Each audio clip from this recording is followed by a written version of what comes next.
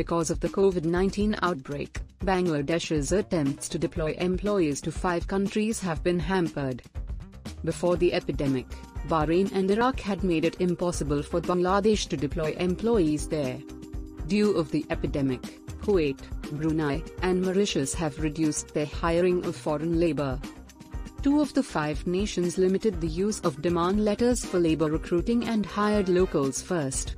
Also, 1 of the 5 countries' labor markets saturated. All of this reduced Bangladeshi labor exports to these nations. Insiders in the workforce export industry say Bangladesh's diplomatic attempts to revive these labor markets fell short. Last year, 6.17 lakh Indians left the nation. Only 2,091, 0.33%, traveled to these 5 nations, according to BME&T statistics, BMET. In 2017, 10.08 lakh Bangladeshis went overseas to work.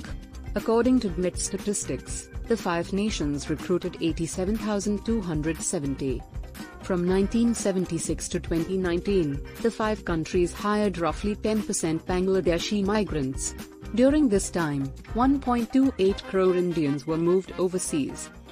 Saudi Arabia alone employed 4.55 lakh Bangladeshis last year. Due to the epidemic, aviation connections between Bangladesh and those countries were disrupted in 2020.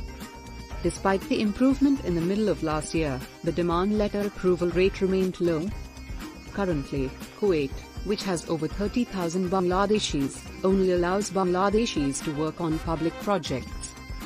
The official, who not to be identified, said the action was made to control the spread of COVID-19. As a result of the outbreak, Kuwait restricted the issue of demand letters until July last year. It also halted aviation traffic with numerous nations, including Bangladesh. The Bangladesh embassy in Kuwait has resumed accepting demand letters, according to Abul Hossain. He predicted that Bangladeshi labor recruitment will soon approach pre-pandemic levels. An embassy employee in Bahrain claimed Bahrain has ceased providing work visas to Bangladeshis in 2018. The person requested anonymity because the Bahraini authorities had expressed alarm over the significant number of unauthorized Bangladeshi laborers residing there. Before awarding new visas, they intended to limit the number of illegal Bangladeshis.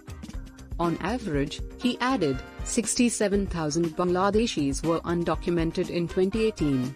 The number has since dropped to about 25,000, due to the Bahraini government's actions. In Manama, Bangladeshi employees are being rehired, according to Mtahid ul-Islam, labor welfare consultant. A Bangladesh delegation representative in Brunei claimed the nation recently completed huge projects. Brunei's work market is saturated.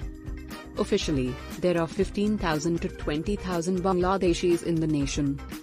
Sources say Iraqi officials stopped providing Bangladeshi work visas in 2019. The authorities expressed worry about the huge quantity of Bangladeshi laborers, despite no public notice.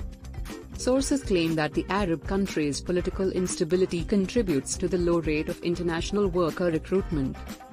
An authority estimates 65,000 Bangladeshis in Iraq. In Mauritius, several firms cut their foreign worker quotas because of the epidemic, a Bangladeshi official claimed. He said that the administration prioritized recruiting locals who lost jobs due to the outbreak. However, following the return of air communications in November last year, a few Bangladeshi migrants have found employment in the nation. Insiders say the government must use strong diplomatic efforts and maintain an ethical recruiting procedure to revive the 5 nations' labor markets. They added the government must also examine if job seekers are hired as contracted.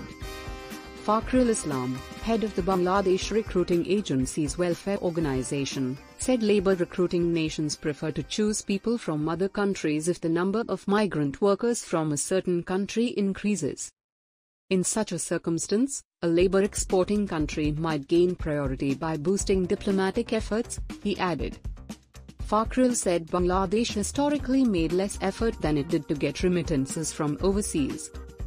Human trafficking has hurt the reputation of labor-receiving nations, according to Shakirul Islam, chairman of migrant rights organization Owabashi Karmi Unnayan program. Shakirul believes Bangladesh would be able to attract labor-receiving nations if the recruiting procedure is ethical. He stated new employment markets should be sought.